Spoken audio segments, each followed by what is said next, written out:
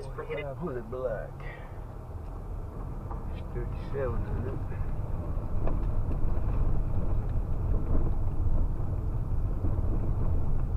From anything where she's hoping. 7. In place, it keeps him from, doing any additional deals were available to Donald Trump in New York, where he's a fairly unpopular figure in a lot of places, and he had always struggled in terms of, banks lending to him and so forth.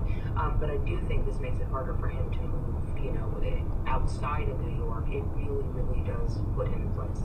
You know him better than most. You just wrote a great book about him. How does Donald Trump take this news? There are many different investigations of Donald Trump. He calls them all witch hunts. This one goes, again, for nearly 300 pages through his cherished Trump organization and says he's a liar, he's a cheat, and worse. How does he take this?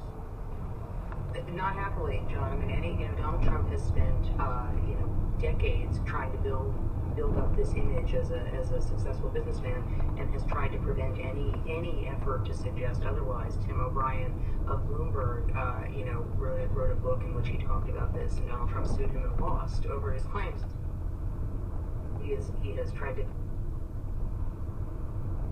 many investigations into him. On the one hand, around Trump, that there's no criminal charge involved right here, related to this, although it's not clear to me how much jurisdiction that James actually would have over that. But they recognize that this goes to an image, and this one's going. See, frankly, John, just don't bother him as much.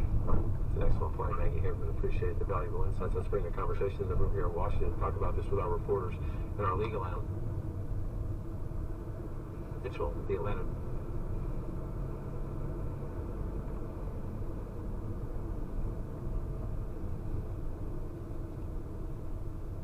Send information on to the Southern District of New York and to the Internal Revenue Service.